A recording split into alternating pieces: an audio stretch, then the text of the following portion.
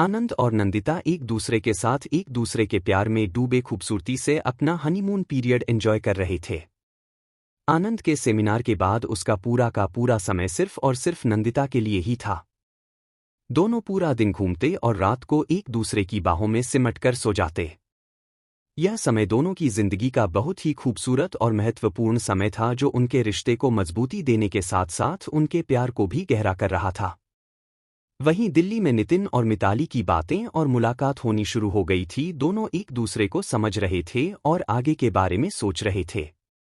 नितिन को मिताली पहले से ही पसंद थी और वह उसे प्यार करने लगा था। मिताली को भी नितिन का संयमित शांत व्यवहार आकर्षित कर रहा था और उसका झुकाव भी धीरे धीरे नितिन की तरफ हो रहा था, पर वह अभी इस रिश्ते को समय देना चाहती थी ताकि नितिन को ठीक से समझ सके और गलती की कोई गुंजाइश न रहे। नितिन उसके मन को अच्छे से समझता था, इसलिए उसे भी कोई जल्दबाजी नहीं थी। उधर शिवांश ने ठाकुर साहब के साथ बिजनेस ज्वाइन कर लिया था और वह काफी होशियार था और जल्दी ही सीख रहा था।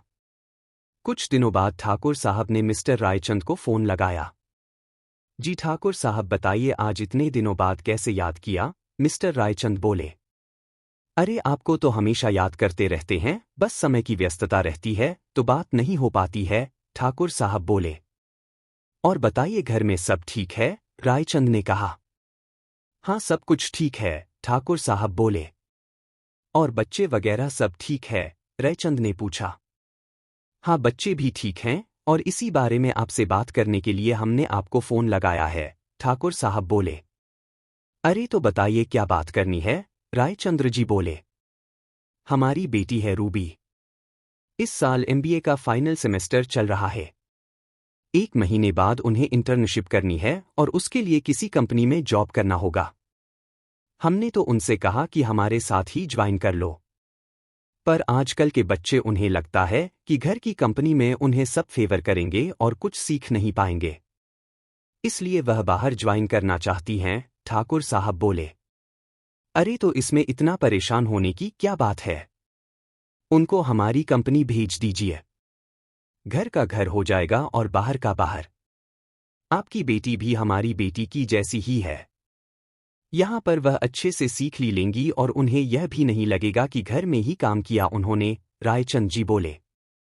इसी के लिए तो हमने आपको फोन किया है। हमने रूबी से आपके बारे में ही बताया है और रूबी ने एक शर्त रखी है कि किसी को पता ना चले कि वह आपके दोस्त की बेटी है।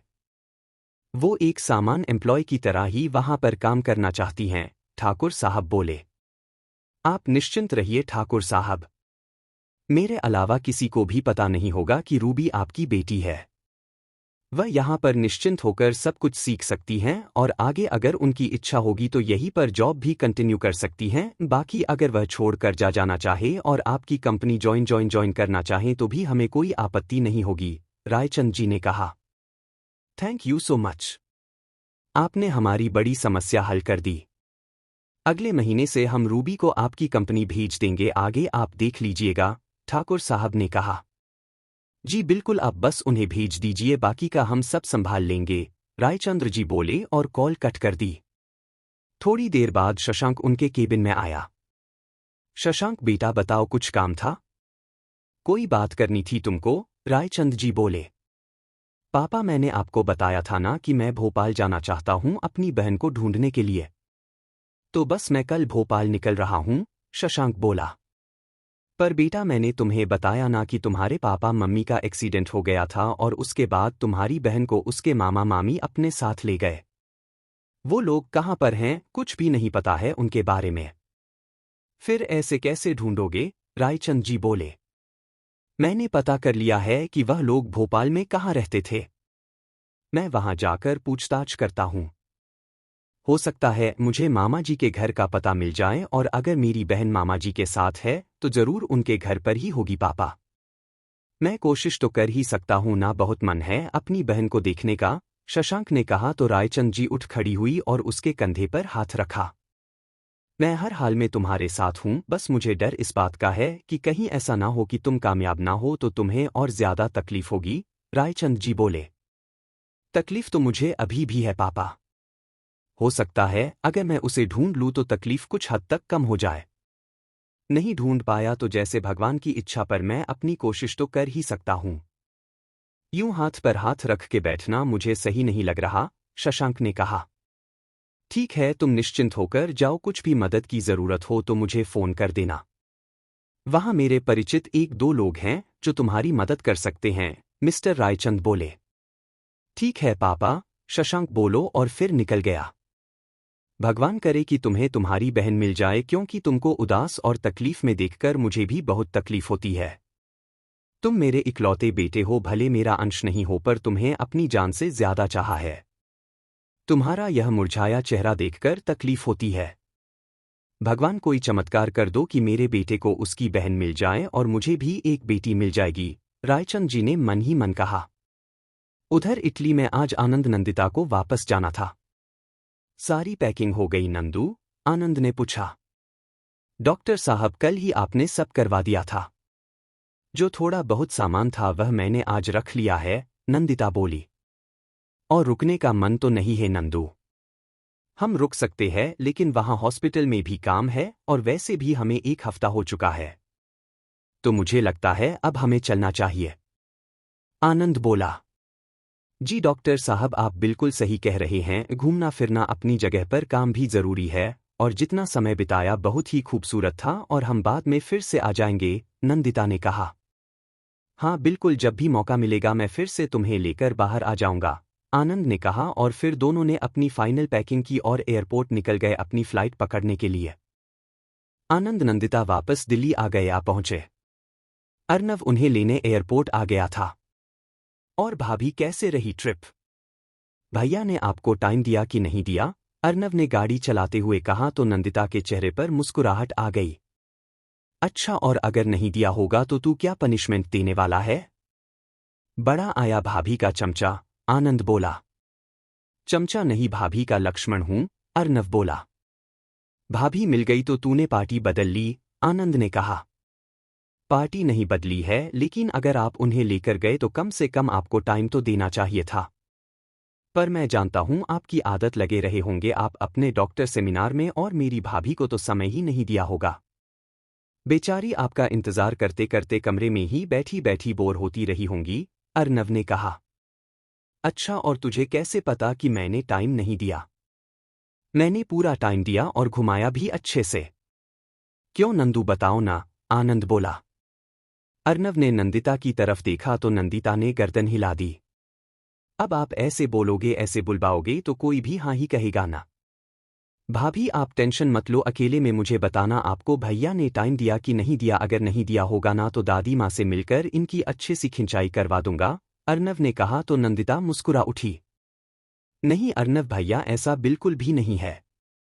डॉक्टर साहब ने मुझे पूरा टाइम दिया और इटली में कई जगह घुमाया। सिर्फ 2 दिन ही सेमिनार था, बाद में हम लोगों ने बहुत एंजॉय किया, नंदू बोली।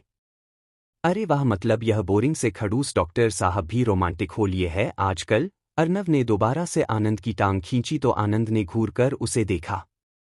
कुछ शर्म लिहाज है कि नहीं है? बड़ा भाई हूं तेरा, समझा, आनंद बोला। तो बड़े भाई हो, लेकिन साथ में ही मेरे दोस्त भी हो। और आपसे अपने दिल की बात नहीं करूंगा तो किससे करूंगा? और शुरू से ये हक आपने ही मुझे दिया है। आप उसके साथ बिल्कुल फ्रेंड की तरह रहने का और हर बात आपके साथ शेयर करने का, क्योंकि मैं जानता हूं कि आप हमेशा मेरी बात का विश्वास करते हो, अर्नव ने कहा। हाँ तो तुम्हारा विश्वास नहीं करूंगा क्या? भाई हो तुम मेरे। और मैं जानता हूं कि एक बार मैं गलत हो सकता हूं, कोई भी गलत हो सकता है, कोई भी मुझसे झूठ बोल सकता है, पर मेरा अर्नव नहीं कभी मुझे झूठ बोलेगा और ना ही कभी मुझे धोखा देगा, आनंद बोला तो अर्नव मुस्कुरा उठा।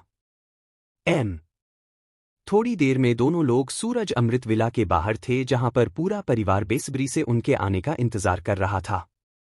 नंदू और आनंद जैसे ही घर के अंदर आए तो शोभना ने उन्हें गले लगा लिया। आ गए तुम? दोनों को देखने के लिए आंखें तरस गई थीं। और कैसा रहा तुम लोगों का ट्रिप? शोभना बोली। सब अच्छा रहा दादी माँ, बहुत एंजॉय किया हम लोगों ने, नंदिता बोली। तभी संध्या भी वहां पहुंची।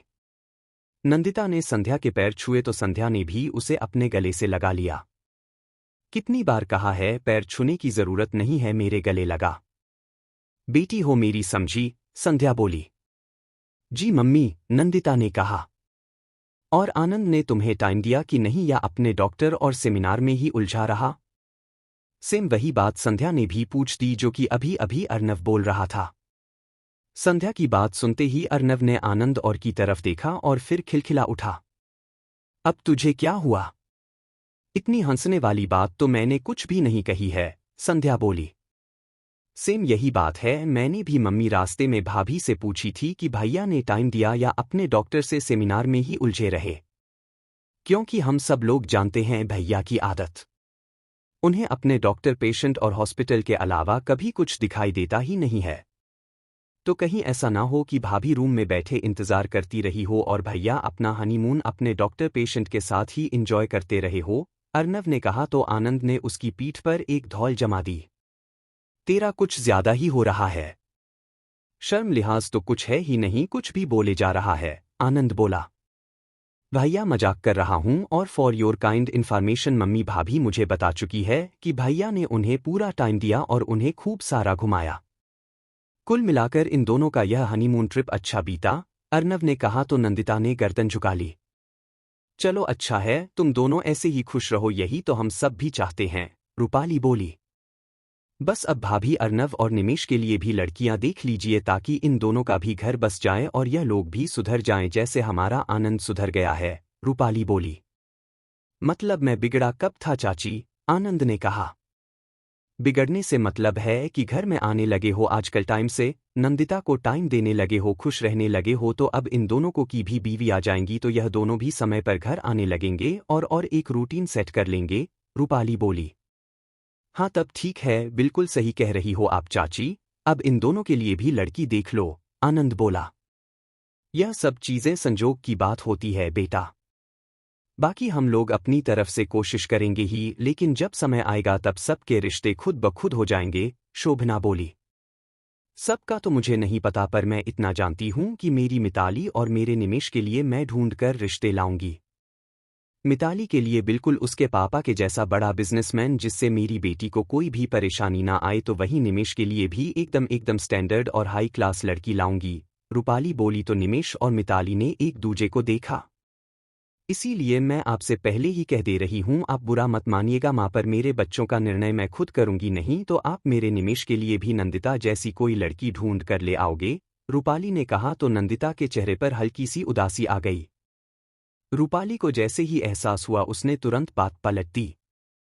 मतलब नंदिता अच्छी है, बहुत अच्छी है संध्या भाभी की बहू बनने के लिए, पर मुझे मेरे लिए लड़की चाहिए एकदम खुले ख्यालों की और एडवांस सोच और रहन सहन वाली। घरेलू देसी लड़की मुझे नहीं चाहिए। नंदिता जैसी सीधी साधी गाय लड़की मुझे नहीं चलेगी, रूपाली बोली। तो संध्या ने नंदू की तरफ देखा जिसके चेहरे के भाव एकदम उदासी में बदल गए थे। संध्या ने नंदिता के गाल से हाथ लगाया। ठीक है, तो तुम्हें किसने रोका है? तुम अपने लिए जैसी चाहो वैसी बहू लाना, पर मैं तो खुद को खुशकिस्मत समझती हूं कि मुझे नंदिता जैसी लड़की मिली। जो लड़की मेरे बेटे की जिंदगी में सुकून और खुशियां लाई है, जिसके आने से मेरे बेटे की जिंदगी में एक ठहराव आ गया है और मेरा बेटा जिसके साथ खुश है, वह लड़की मेरे लिए दुनिया की हर लड़की से अच्छी है। और मैं बहुत खुश हूं इस बात से कि नंदिता मेरे घर में भी बहू बन के आई और उसने मेरे आनंद को संभाल लिया, संध्या ने कहा। तो नंदिता के चेहरे पर हल्की सी मुस्कुराहट आई और वह थोड़ी सी नॉर्मल हो गई, पर उसके मन में रूपाली की बात चुभ गई थी। कुछ देर सबके साथ बैठकर और उनके लिए लाए हुए गिफ्ट देकर नंदिता अपने कमरे में चली गई। उसे रूपाली की बात बुरी लगी थी और परेशान थी, इसलिए जाकर बालकनी में खड़ी हो गई कि तभी आनंद कमरे में आया। नंदिता को बालकनी में खड़े देखा तो उसके पास आया और उसके कंधे पर हाथ रख उसे अपनी तरफ घुमाया तो देखा नंदिता की आंखों में आंसू भरे हुए थे।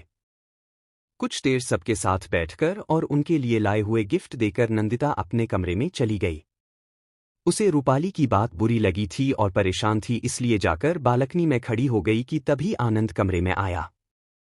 नंदिता को बालकनी में खड़े देखा तो उसके पास आया और उसके कंधे पर हाथ रख उसे अपनी तरफ घुमाया तो देखा नंदिता की आंखों में आंसू भरे हुए थे। नंदिता क्या हुआ? आनंद ने पूछा। नंदिता ने कोई जवाब नहीं दिया, बस नजरें झुका ली। आनंद ने उसके चेहरे को अपनी हथेलियों के बीच लिया और उसका चेहरा ऊपर किया। बताओगी नहीं मुझे क्या बात है?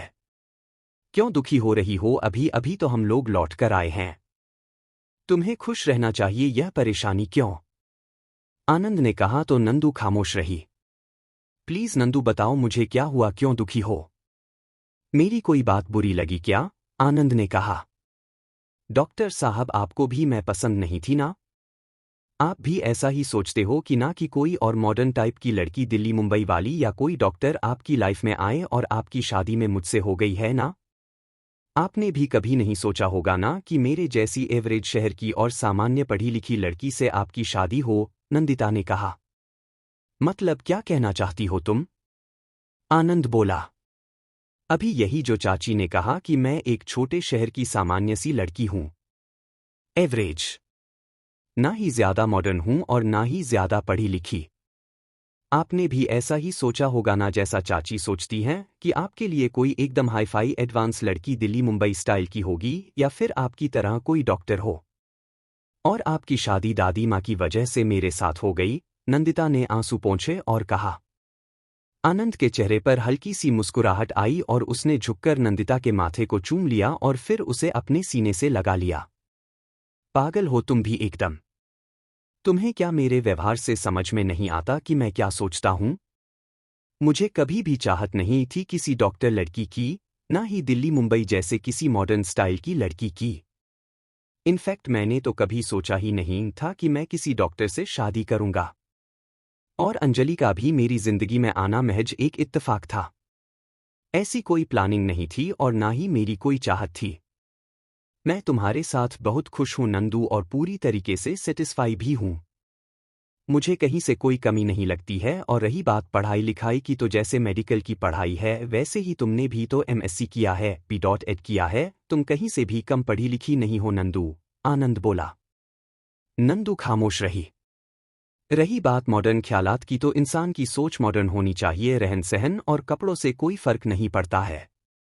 तुम अभी तक जबलपुर में रही थी तो तुम्हारा रहन सहन वहां के हिसाब से है, अब तुम यहां आ गई हो तो 2-4 महीने में तुम यहां के हिसाब से ढल जाओगी।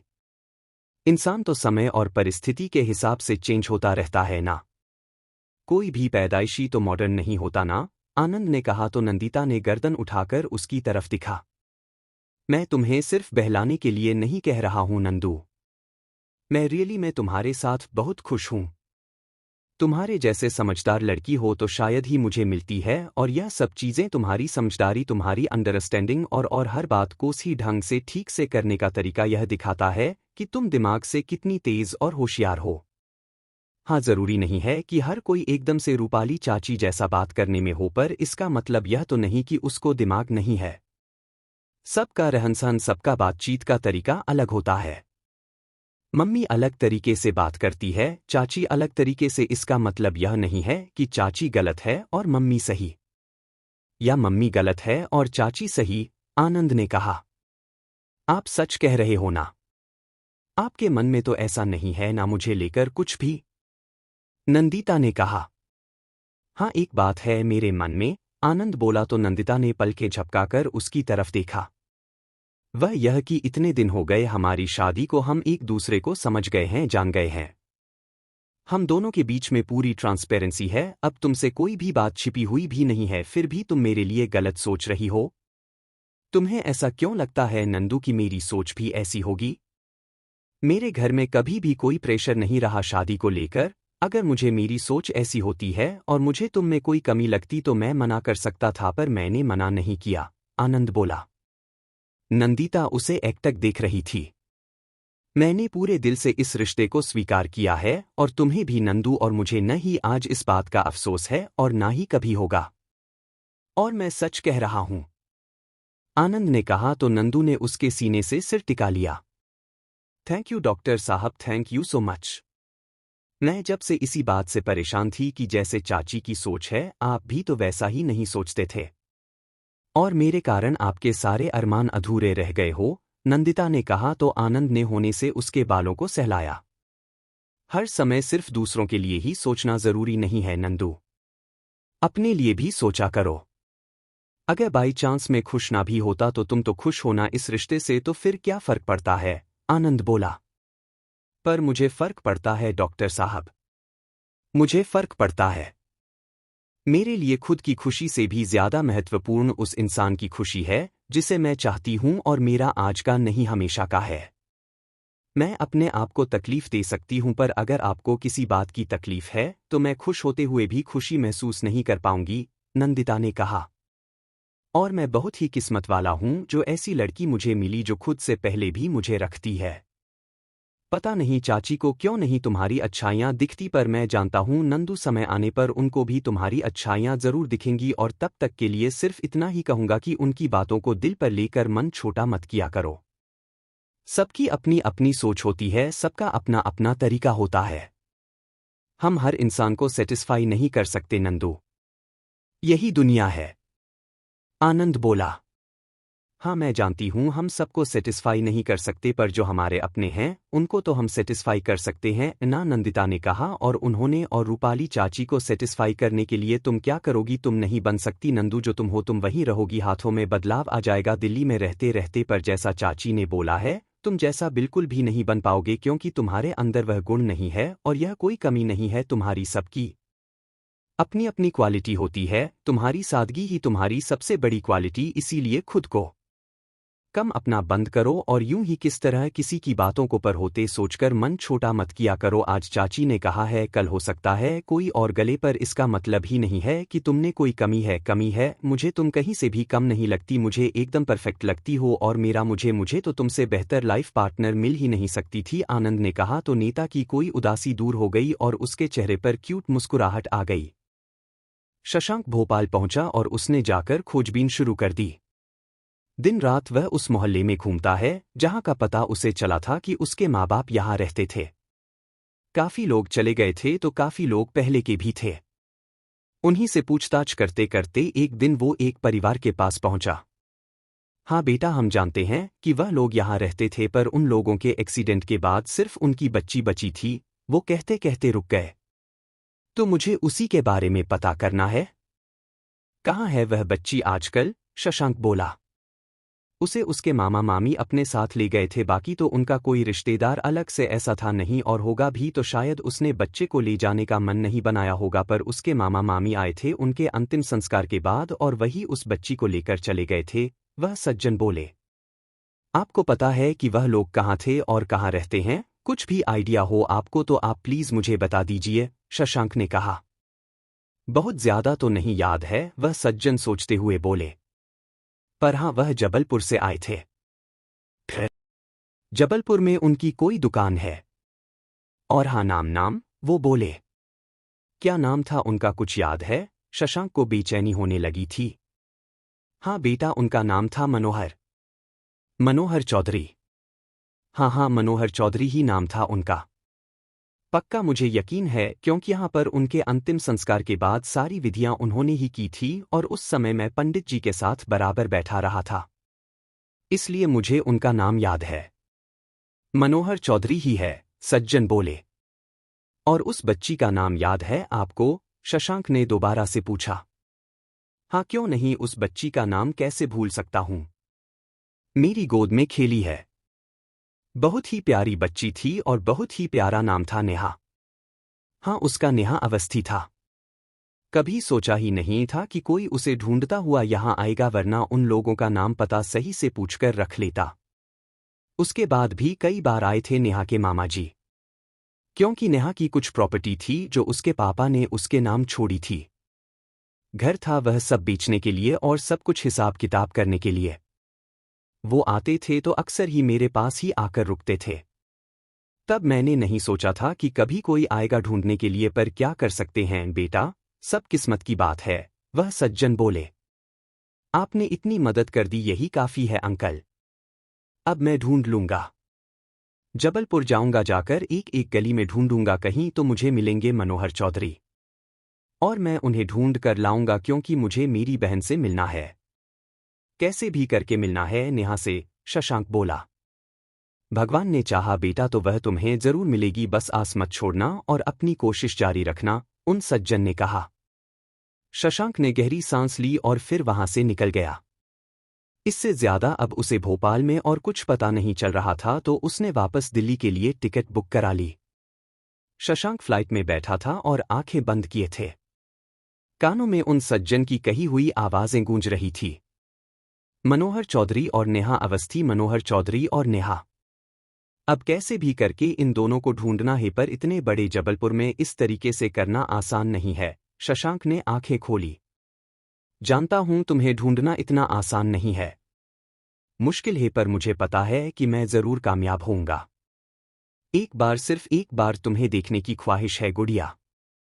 बाकी तुम्हारे ऊपर छोड़ दूंगा कि तुम्हें मेरे पास आना है या नहीं आना है। काश कि मामा मामी ने तुम्हें बहुत प्यार दिया हो जिस तरीके से मुझे मम्मी और पापा ने दिया है, शशांक खुद से ही बोला। उसने अपनी आने की खबर कर दी थी, तो जब वह पहुंचा तब मिस्टर रायचंद हॉल में ही उसका इंतजार करते मिले। पापा सोए नहीं आप अब तक, और रात तो काफी हो गई है, शशांक बोला। बस तुम्हारा ही इंतजार कर रहा था, और बताओ कुछ पता चला, कुछ खबर मिली? रायचंद जी बोले। हाँ पापा, पता चला है, गुड़िया को मामाजी ले गए थे अपने साथ और अभी शायद उन्हीं के साथ होगी। उनके मामाजी के बारे में कुछ जानकारी? रायचंद बोले। सिर्फ इतना पता है कि जबलपुर में उनकी कपड़ों की दुकान है और उनका नाम है मनोहर चौधरी और मेरी बहन का नाम नेहा है। नेहा अवस्थी उसका। बस अब मैं उसे ढूंढ लूंगा आगे, शशांक ने भावुक होकर कहा, तो रायचंद ने आगे बढ़कर उसे गले लगा लिया। हाँ मुझे पता है तुम ढूंढ लोगे। मेरे बेटे की मेहनत ऐसे ही बेकार नहीं जाएगी। कहीं अगर भगवान है तो जरूर तुम्हारी मदद करेंगे, रायचंद जी ने कहा और उसकी पीठ थपकी। ठीक है पापा, अब आप आराम कीजिए। मैं भी जाता हूं, बहुत थकान हो रही है, शशांक बोला। ठीक है बेटा, रायचंद्र जी ने कहा और अपने कमरे में चले गए। शशांक भी अपने कमरे में आया और वो फोटो उठाकर फिर से देखने लगा। एक कदम और बढ़ाया है तुम्हारी तरफ गुड़िया, और मुझे विश्वास है कि जल्दी ही मैं तुम्हें ढूंढ लूंगा गुड़िया। सॉरी नेहा, शशांक खुद से ही बोला और फिर फ्रेश होकर बिस्तर पर आप आ गिरा। जरा थकान के कारण जल्दी ही उसकी नींद लग गई। समय धीरे धीरे अपनी रफ्तार से बढ़ रहा था। इस दौरान शशांक कई बार जबलपुर गया और वहां के लोकल मार्केट में जाकर कई दुकानों को देखा और वहां पर जाकर पूछताछ की, और अब तक उसे मनोहर चौधरी के बारे में कोई भी जानकारी नहीं मिल पाई थी, और नेहा अवस्थी के बारे में उसे जानकारी देता ही कौन। उसे उम्मीद थी कि जब मनोहर चौधरी मिल जाएंगे तो नेहा भी जरूर मिल जाएगी। देखते देखते 2 महीने निकल गए। इन महीनों में नितिन और मिताली का रिश्ता और भी ज्यादा गहरा हो गया था, तो वही रूबी ने मिस्टर रायचंद के ऑफिस में ज्वाइन कर लिया था। जैसा कि मिताली ने कहा था, रूपाली ने उसे रूबी के साथ ज्वाइन नहीं करने दिया, तो मिताली ने अपने पापा के फ्रेंड के ऑफिस में ज्वाइन कर लिया, जो कि शहर के जाने माने बिजनेसमैन थे। आनंद और नंदिता का रिश्ता दिन प्रतिदिन गहरा होता जा रहा था। दोनों एक दूसरे को बहुत अच्छे से समझने लगे थे और एक दूसरे के साथ प्यार भरे दिन बिता रहे थे, तो वही अर्नव अक्सर ही नेहा को याद करता था।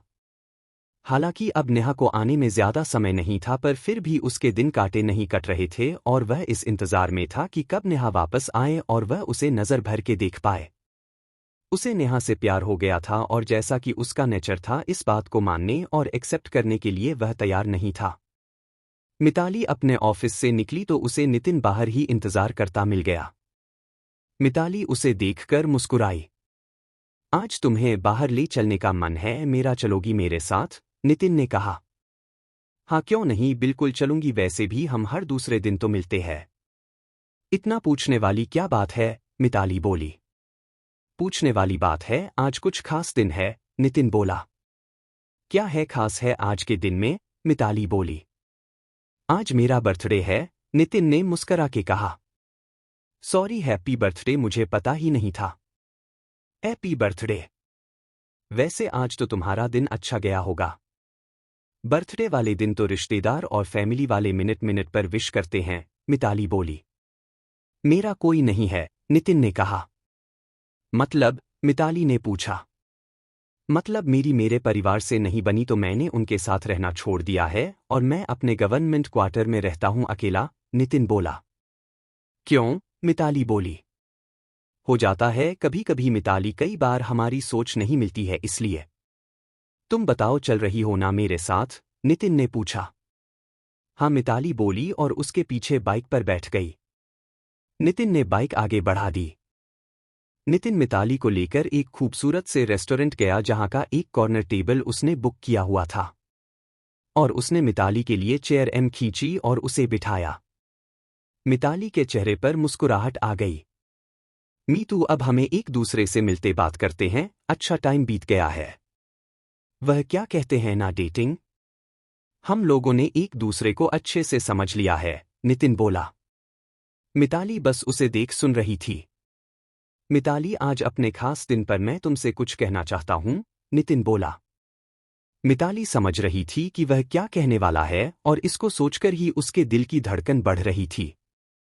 अगर तुम्हारी इजाजत हो तो मैं कुछ कह सकता हूं, नितिन ने कहा तो मिताली ने पलकें झपकाईं। नितिन ने उसका हाथ अपने हाथ के बीच थाम लिया। कहने को मेरा पूरा एक परिवार है मिताली, पर फिर भी मैं अकेला हूं। मैं अपनी फैमिली से अलग रहता हूं, वह लोग बिजनेस वाले हैं, पैसे वाले हैं और मुझे पुलिस की नौकरी करनी थी। इसलिए उन्हें मेरा नौकरी करना पसंद नहीं था, इसलिए मैं उनसे अलग हो गया। और तुमसे सिर्फ इतना ही कहना चाहूंगा कि तुम उनके बारे में बात मत करना। तुम्हारे लिए सिर्फ नितिन है अकेला। नितिन, नितिन ने कहा। मैं नहीं करूंगी। तुम्हारी जब इच्छा होगी तब तुम खुद ही बता दोगे, मिताली बोली। उस दिन तुम्हें पहली बार देखा था जब शिवांश का एक्सीडेंट हुआ था। उसी दिन से मेरे मन में तुम्हारे लिए एक सॉफ्ट कॉर्नर बन गया था। धीरे धीरे तुम्हें जानने समझने लगा और कहना चाहिए कि इतने बीतते समय में तुमको प्यार करने लगा हूं, नितिन ने कहा। लेकिन, मिताली ने आंखें बड़ी करके उसकी तरफ देखा।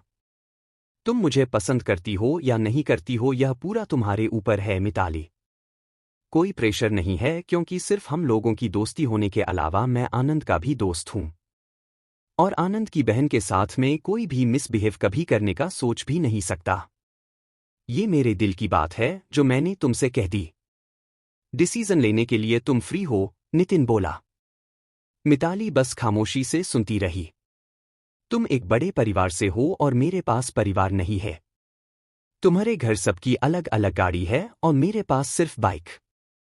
पुलिस की जीप है, पर वह पुलिस के काम के लिए ही उपयोग लेता हूं मैं। तुम्हारा बड़ा बंगला है और मैं सरकारी मकान में रहता हूं। पर इतना जानता हूं कि तुम्हें बहुत खुश रखूंगा, क्योंकि तुम्हें बहुत प्यार करता हूं। आगे तुम्हारी जैसी मर्जी, तुम्हारे हर डिसीजन को पूरा रिस्पेक्ट करूंगा मैं, नितिन ने कहा। मिताली कुछ देर खामोशी से उसे देखती रही। तुम्हारे ऊपर कोई भी प्रेशर नहीं है मिताली, क्योंकि मैं जानता हूं तुम बहुत ही बड़े बड़े परिवार से हो, पैसे वाली हो और शायद मेरे साथ रहने में तुम्हें तकलीफ होगी। इसलिए तुम सोच समझकर ही जवाब देना। मुझे किसी बात की कोई जल्दी नहीं है और ना ही कोई जबरदस्ती है, नितिन बोला तो मिताली के चेहरे पर हल्की सी मुस्कुराहट आई और उसने नितिन की तरफ देखा। इतनी भूमिका बनाने की जरूरत नहीं है नितिन।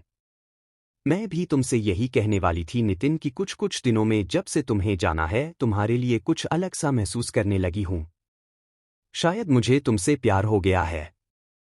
मैं भी कब से इंतजार कर रही थी कि शायद तुम अपने दिल की बात कहो और फाइनली आज तुमने अपने दिल की बात कह दी, मिताली बोली तो नितिन ने खुश होकर उसकी तरफ देखा। भले नितिन मैं बड़े परिवार से हूं, पर हमारा रहन सहन हमेशा सादा रहा है। दादी माँ ने कभी हम बच्चों पर पैसे का असर नहीं आने दिया और मुझे इस बात से कोई फर्क नहीं पड़ता कि तुम पुलिस की नौकरी करते हो या बिजनेसमैन हो। मुझे तुमसे फर्क पड़ता है और जितना मेरे तुम्हें जाना और समझा है, तुम एक अच्छे इंसान हो और शायद बेहतर लाइफ पार्टनर बनोगे, मिताली बोली। इसका मतलब, नितिन ने कहा। इसका मतलब कि मेरी तरफ से हाँ है और हाँ मैं भी तुम्हें प्यार करती हूं, मिताली ने कहा तो नितिन ने उसका हाथ पकड़कर जल्दी से चूम लिया। Thank you so much, Nitin ने भावुक होकर कहा तो मिताली के चेहरे पर एक मुस्कुराहट चमक उठी। चलो केक कट करते हैं, आज तुम्हारे साथ सेलिब्रेट करना तो बनता है, नितिन ने कहा और वेटर को इशारा किया तो तुरंत ही वह केक लेकर आ गया।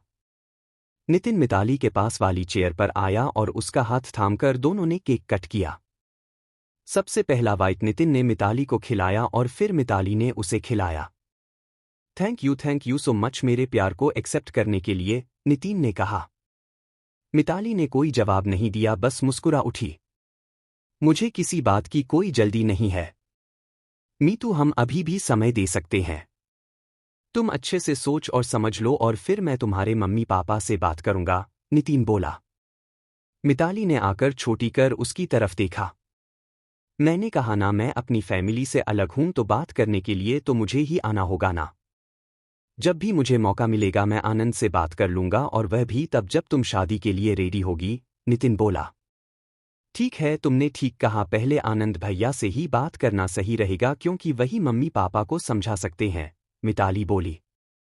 मतलब क्या वो लोग रेडी नहीं होंगे? नितिन ने कहा। पापा का तो नहीं पता, वो तो शायद कुछ प्रॉब्लम नहीं करेंगे, पर मम्मी का मुझे कोई भरोसा नहीं है। वह कभी भी किसी भी बात पर भड़क सकती है, मिताली बोली। ऐसा कुछ नहीं होगा, डोंट वरी। मैं आनंद से बात करता हूं मौका मिलते ही, नितिन ने कहा। हाँ, मिताली बोली। थोड़ी देर एक दूसरे के साथ टाइम बिताकर फिर मिताली वहां से निकल गई। नितिन अपने घर पहुंचा कि तभी उसका फोन बज उठा। हेलो, नितिन बोला। बेटा इतनी भी क्या नाराजगी है, कभी तो अपने घर वापस आ सकते हो ना? सामने से एक औरत की आवाज आई।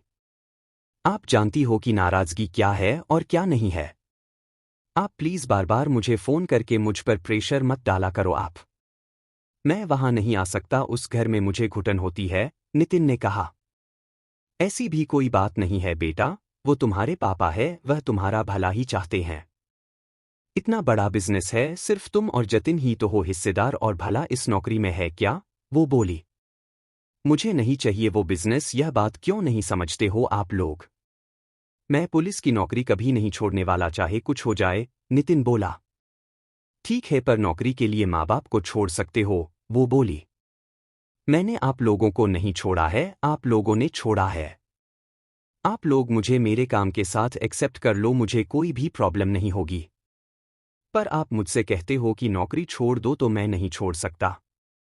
आप लोग समझिए, यह सिर्फ जॉब नहीं, मेरा पैशन है, नितिन बोला। किससे बात कर रही हो? तभी पीछे से कड़क आवाज आई और उसने फोन कट कर दिया। आज तक आपको भी फ्री होकर बात करने की इजाजत नहीं है और आप मुझसे कहती हो कि मैं वहां आ जाऊं, उस घर में आ जाऊं जहां सिर्फ घुटन है, और अब जबकि मिताली मेरी जिंदगी में आ गई है तब तो वहां आने का सवाल ही नहीं उठता। मैं मिताली को आपकी तरह घुटन वाली जिंदगी नहीं देना चाहता और ना ही कभी दूंगा, नितिन ने बताया, खुद से ही कहा और फिर फोन को एक नज़र देखकर रख दिया। फ्रेश होकर आया और बिस्तर पर जा गिरा। आज नेता मिताली के साथ जो बातें हुई और जो समय बीता वो उसके दिमाग में घूम रहा था। यस शी लव्स, और अब बस सब कुछ अच्छा हो जाएगा। मेरी भी एक फैमिली होगी, मैं अपनी अलग फैमिली बनाऊंगा मिताली के साथ, जहां कोई कंडीशन नहीं होगी, सिर्फ प्यार होगा, बहुत सारा प्यार, और मैं अपने बच्चों पर भी कभी अपनी अपनी जिद नहीं थोपूंगा, नितिन खुद से ही बोला और फिर आंखें बंद कर ली। आंखों के आगे मिताली का चेहरा आया और नितिन के चेहरे पर मुस्कुराहट आ गई।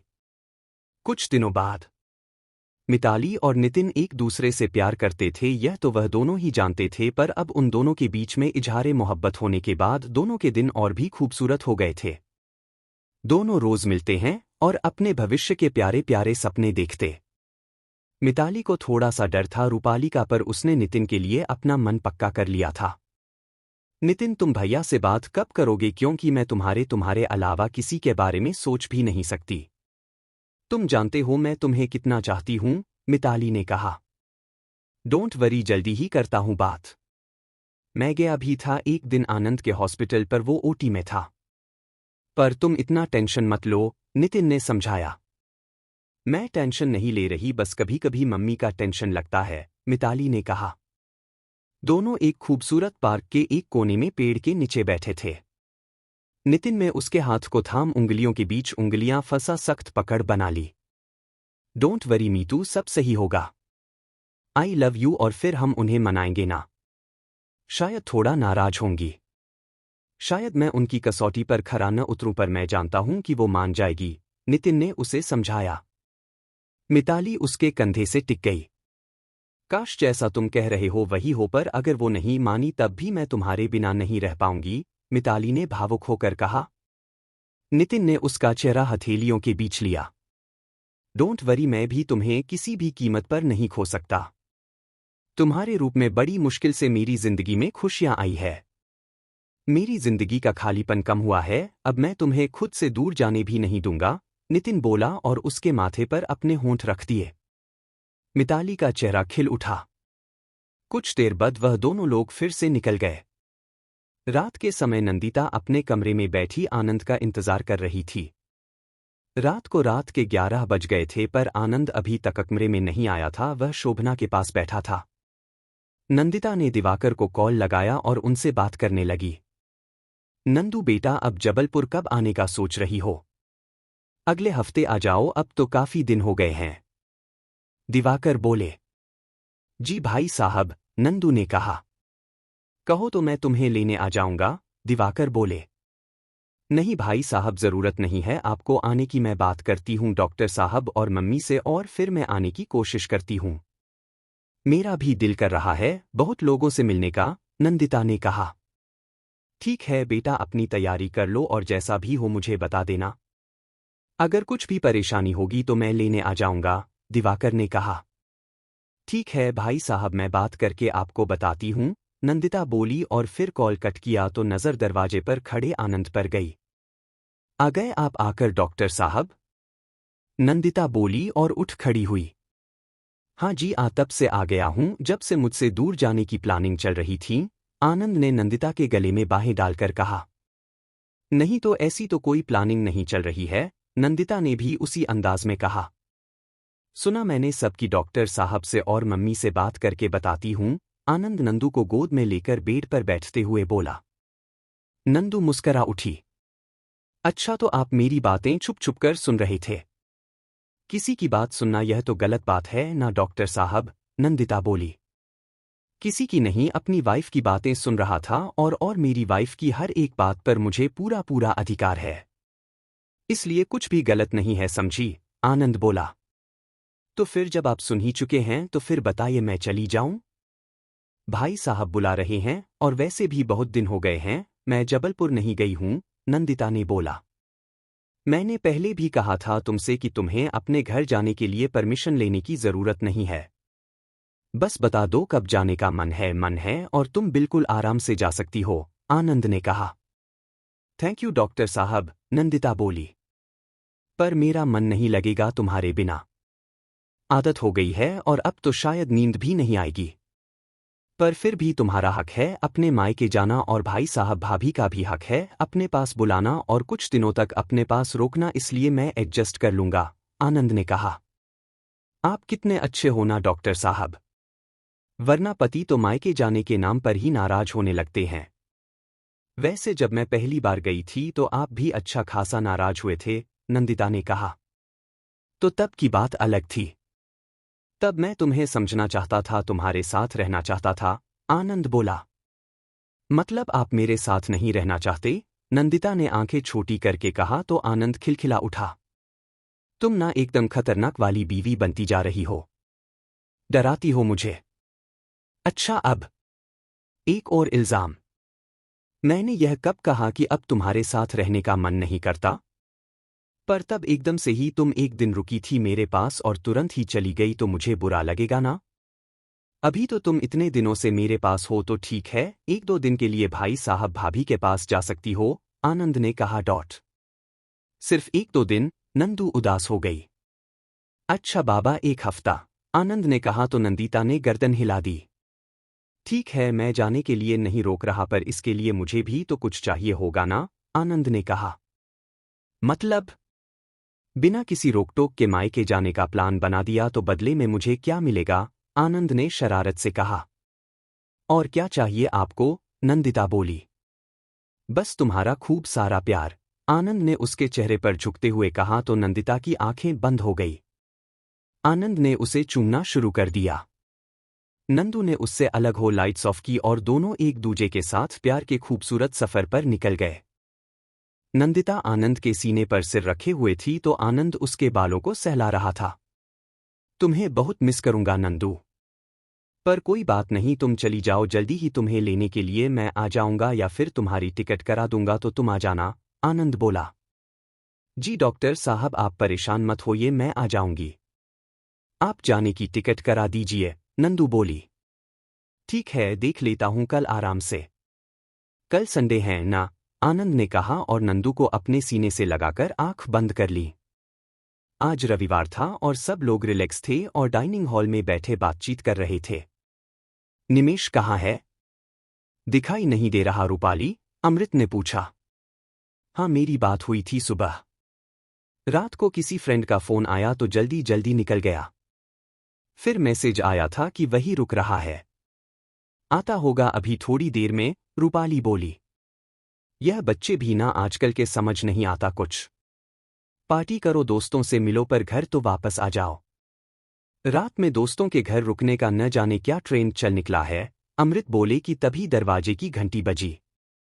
सबकी नजर दरवाजे पर गई, तभी माला ने जाकर दरवाजा खोल दिया।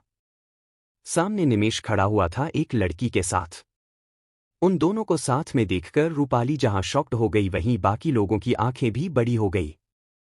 निमेश और उस लड़की दोनों ने वरमाला पहनी हुई थी और उस लड़की की मांग में सिंदूर चमक रहा था। उन लोगों को समझते देर नहीं लगी कि निमेश शादी करके आ गया है। कुछ पल को तो रूपाली के मुंह से आवाज ही नहीं निकली, उसके पांव कांप गए। कहाँ उसे निमेश के लिए इतना गुरूर था कि वह उनके लिए अपनी पसंद से ढूंढकर लड़की लाएगी, बिल्कुल उसके तरीके की, उसकी क्लास की। कहाँ निमेश ने उससे पूछना तो दूर, बताना भी जरूरी नहीं समझा और शादी करके आ गया। रूपाली का गुस्सा तेज हो गया था और उसके चेहरा लाल हो गया। अमृत ने उसे देखा तो उसके कंधे पर हाथ रखकर शांत रहने का इशारा किया, पर रूपाली ने अमृत का हाथ झटक दिया और निमेश की तरफ बढ़ गई। बाकी लोग भी दरवाजे की तरफ बढ़ गए जहां पर निमेश उस लड़की के साथ खड़ा हुआ था। निमेश, यह सब क्या है? रूपाली ने गुस्से से कहा। मम्मी, मैंने शादी कर ली है। हम दोनों एक दूजे को चाहते हैं और मैंने इससे शादी कर ली है। निमेश ने जैसे ही कहा, रूपाली का गुस्सा और भी ज्यादा बढ़ गया। दिख रहा है मुझे कि यह लड़की खड़ी है और तुमने शादी कर ली है, पर क्यों? और मुझे बताना भी जरूरी नहीं समझा, रूपाली ने गुस्से से कहा। बस मम्मी, मुझे लगा कि। निमेश अभी बोल ही रहा था कि रूपाली ने एक जोरदार थप्पड़ उसके गाल पर रसीद कर दिया। सिमन डरकर सहम गई और उसकी नजरें झुक गई। निमेश ने उसका हाथ कसकर पकड़ लिया। और तुझे शर्म नहीं आई मेरे बेटे को फंसाते हुए?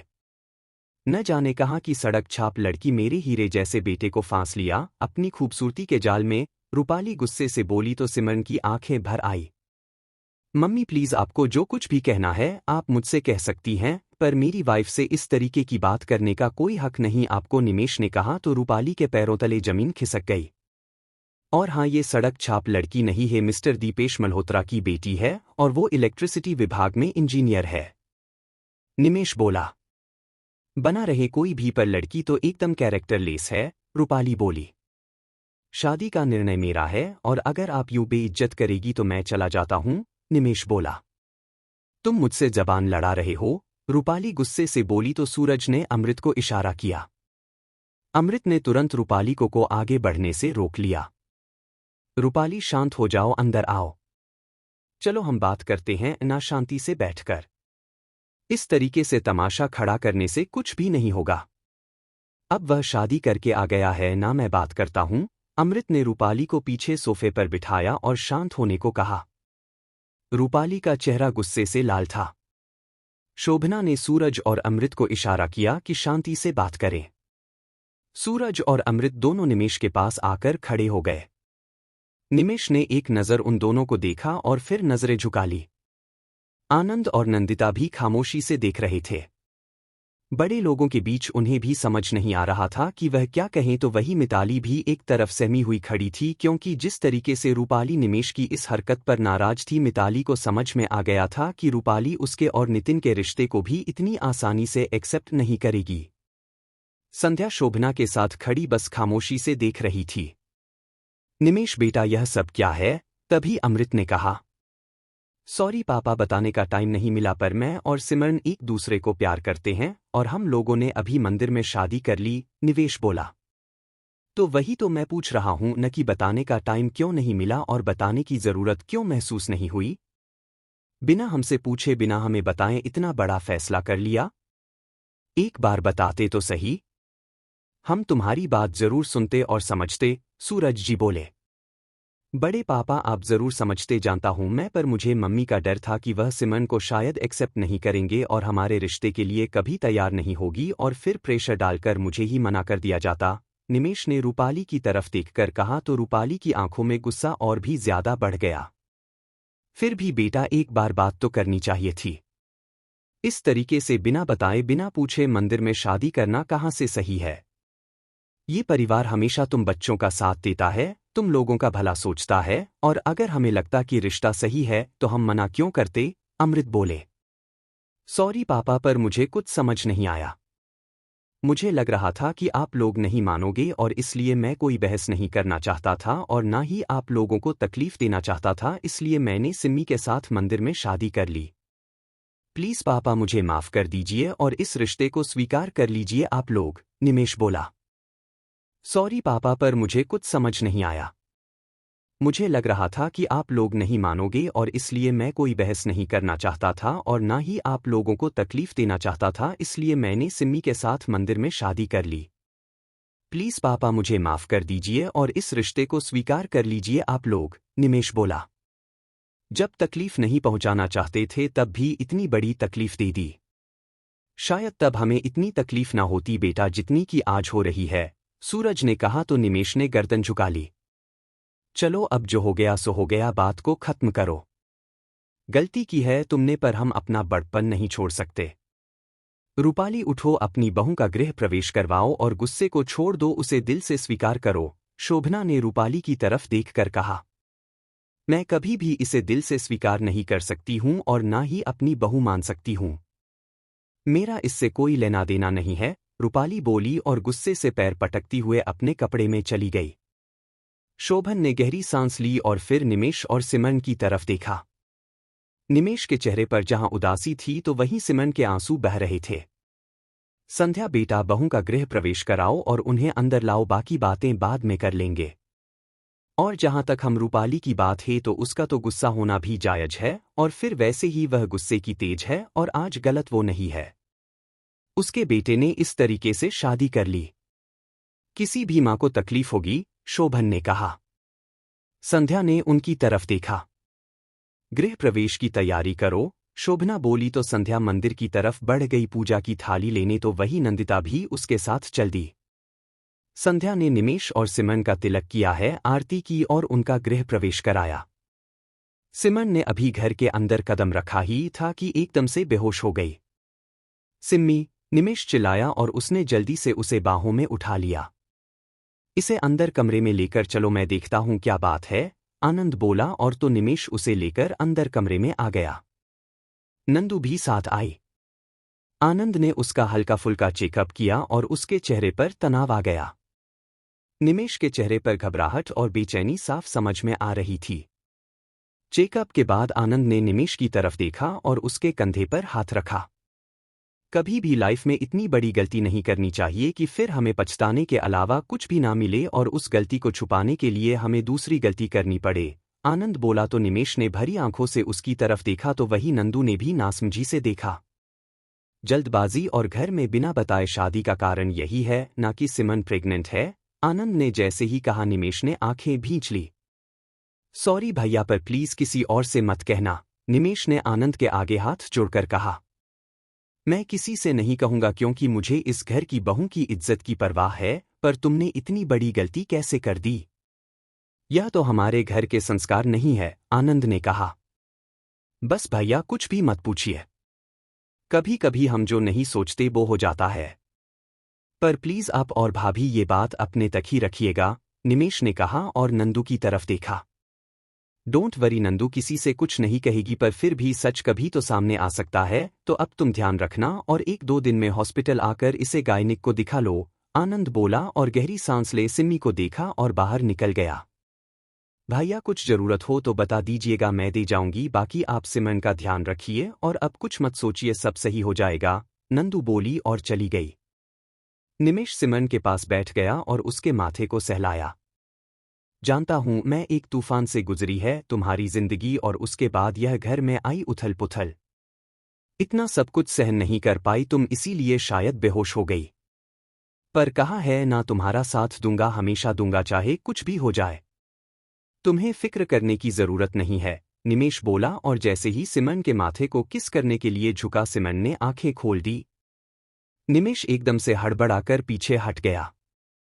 अब कैसी तबीयत है? निमेश ने कहा तो सिमरन ने गर्दन हिला दी। ठीक हूं, पर मैंने कहा था ना तुमसे, क्यों बेवजह ही तुम मेरे लिए अपने घरवालों से झगड़ा ले रहे हो? देखा ना, किसी ने भी एक्सेप्ट नहीं किया ना। सिमरन बोली और उसकी आंखें फिर से भर आई।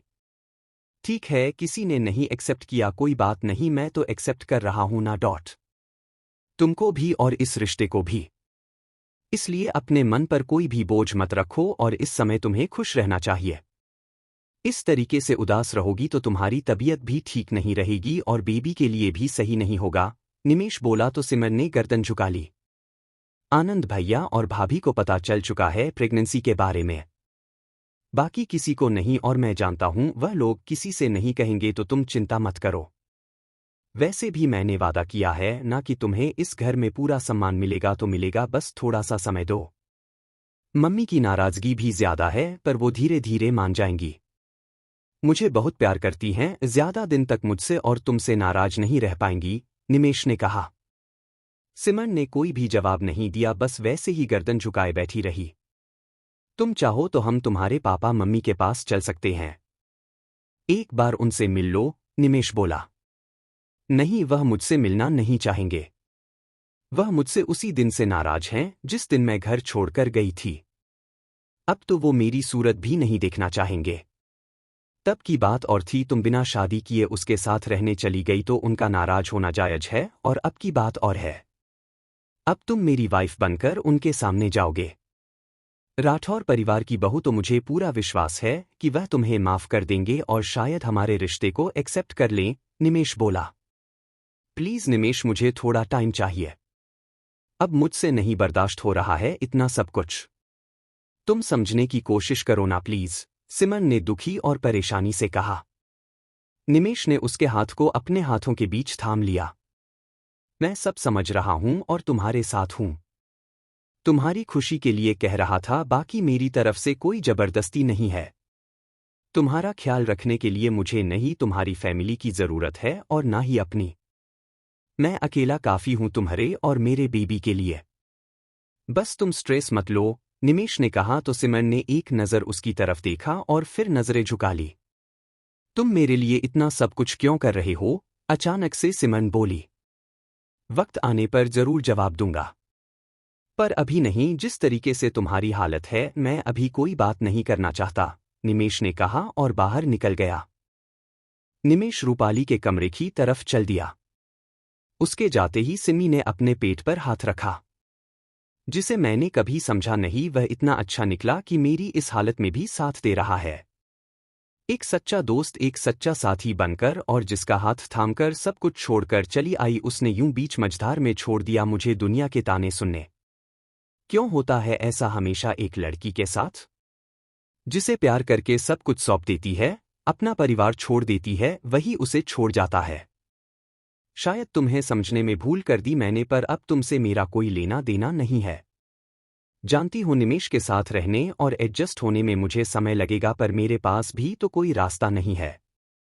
निमेश का साथ या मौत? मैंने तो मौत ही चुन ली थी, पर जिंदगी निमेश ने दी और अब इस जिंदगी पर निमेश का अधिकार है। निमेश के लिए शायद मैं एक अनचाहा रिश्ता बनकर आई हूं, पर मैंने कभी नहीं चाहा था कि उसकी जिंदगी मेरे कारण बर्बाद हो। यह उसकी जिद थी कि मैं उसके घर में रहूं। अगर वो मुझे एक्सेप्ट नहीं करता तो चली जाऊंगी। एक बार इस बच्चे को नाम मिल जाए, यह दुनिया में आ जाए, तो निमेश को आज़ाद कर दूंगी उसकी जिंदगी जीने के लिए। उस पर कभी बोझ नहीं बनूंगी, क्योंकि उसके खुद के भी तो कोई अरमान होंगे और शायद उसकी जिंदगी में भी कोई हो। पर मेरे कारण वह अब उलझ गया है। पर मैं इतनी स्वार्थी नहीं हो सकती। वो मेरा दोस्त है, उसकी जिंदगी यूं तबाह तो नहीं होने दूंगी मैं, सिमरन खुद से बोली। चाहे जो हो, पर अब तय है कि अब तुम्हारी परछाई भी मैं अपने बच्चे पर नहीं पड़ने दूंगी। यह सिर्फ मेरा बच्चा है, मेरा बच्चा, जो कि आज के बाद से मेरा और निमेश का कहलाएगा। तुमको मुबारक हो तुम्हारी नई जिंदगी। मैं और निमेश साथ रहे ना रहे, पर इस बच्चे पर हक सिर्फ और सिर्फ निमेश का हक है, क्योंकि इसको जिंदगी निमेश ने दी है और इसे नाम भी निमेश का मिलेगा, तुम्हारा नहीं। सिमरन खुद से ही बोली और फिर उठकर उसने कमरे को चारों तरफ से देखा। तभी नजर दरवाजे पर नाश्ते और जूस की ट्रे लिए खड़ी नंदू पर गई और उसके पैरों तले जमीन खिसक गई। भाभी वो, सिम्मी ने भरी आंखों से कहा। ये तुम्हारे और निमेश के बीच की बात है सिम्मी। मैं नहीं जानती कि क्या हुआ और क्यों हुआ। कभी दिल करे तो अपनी बड़ी बहन समझ बताना, नंदू बोली तो सिम्मी ने नजर झुका ली। पर अगर निमेश ने तुम्हें और बच्चे को अपनाया है तो बस यही कहना चाहूंगी कि अब अतीत को भुलाकर निमेश के साथ आगे बढ़ो। निमेश जैसा जीवनसाथी किस्मत से मिलता है तो उसे छोड़ने का नहीं, उसे दिल से अपना बनाने की कोशिश करो। जिंदगी आगे बढ़ने का नाम है, नंदू बोली। जी भाभी, सिम्मी बोली। ये नाश्ता और जूस खा लो और आराम करो, नंदू बोली और बाहर जाने लगी कि जाते जाते रुक गई। एक बात और कहना चाहूंगी सिमरन, जिसने धोखा दिया उसे अब कभी दोबारा मौका मत देना और जिसने साथ दिया उसे कभी धोखा मत देना और ना साथ छोड़ना, नंदू बोली और निकल गई। सिम्मी ने गहरी सांस ली। उसका बैग निमेश ने अब तक कमरे में रख दिया था। सिमरन ने अपना बैग खोलो और एक सादा ड्रेस निकालकर बाथरूम की तरफ चल दी। रूपाली के कमरे में रूपाली अभी भी गुस्से से लाल हुई बैठी थी और अमृत उसे समझाने की नाकाम कोशिश कर रहे थे। बस करो रूपाली, अब कितना अपना खून जलाओगी, अमृत ने कहा। अब तो खून मेरा जितना जलना था उतना जल गया, पर मेरा गुस्सा इतनी आसानी से खत्म नहीं होगा। कितना गुरूर था मुझे निमेश पर। मेरा बेटा वैसा है, मेरा बेटा ऐसा है। और कितने अरमान थे मेरे उसकी शादी को लेकर। सोचा था अपनी पसंद की लड़की लाऊंगी, बिल्कुल अपने क्लास की, और वह उठा लाया है एक मिडिल क्लास इंजीनियर की लड़की को, जैसे कि मां ले आई है आनंद के लिए नंदिता को। रूपाली बोली। प्लीज रूपाली, तुम यह बार बार इस तरह की बातें क्यों करती हो। अब हम सब जानते हैं कि मां का डिसीजन कितना सही है, और नंदिता जैसी लड़की तो हम चिराग लेकर ढूंढते तब भी नहीं मिलती, अमृत बोले। मैं मानती हूं कि नंदिता अच्छी लड़की है, पर उसका स्टैंडर्ड वह नहीं है जो मैं चाहती थी। वह समझदार है, घरेलू है, वह सब कुछ है, पर मुझे एक ऐसी लड़की चाहिए थी जिसे अपने फ्रेंड्स को मिलाने में शर्मिंदगी महसूस ना हो। और यह भी एक नॉर्मल इंजीनियर की लड़की को ले आया। मैं चाहती थी कि आपके साथ के किसी बिजनेसमैन होते, उनकी बेटी से शादी होती तो एक हमारा लेवल बढ़ता, रूपाली बोली। किसी के बाप के नाम से किसी का रुतबा नहीं बढ़ता है रूपाली। निमेश अगर आगे कुछ करेगा तो उसका नाम होगा ना कि मेरे प्रॉपर्टी और मेरे बिजनेस से। ठीक वैसे ही अगर सिमरन अपना नाम बनाना चाहेगी तो बना लेगी, और हमें तो इस बात की खुशी होनी चाहिए कि बच्चे अपना नाम बनाए, ना कि पिता के नाम से जाने जाए। यह मैं मानता हूं कि निमेश ने जो किया वह गलत किया, पर इस तरीके से अगर तुम नाराजगी दिखाओगी तो कैसे चलेगा।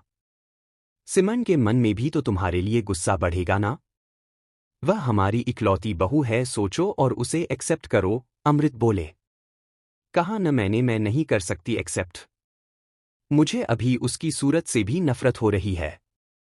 कैसे उसने मेरे बेटे को फंसा लिया और इतना अपने काबू में कर लिया कि हमारे निमेश ने एक बार हमसे पूछना तो दूर, बताना भी जरूरी नहीं समझा, और उस लड़की के बहकावे में आकर शादी करके आ गया सीधा, रूपाली बोली।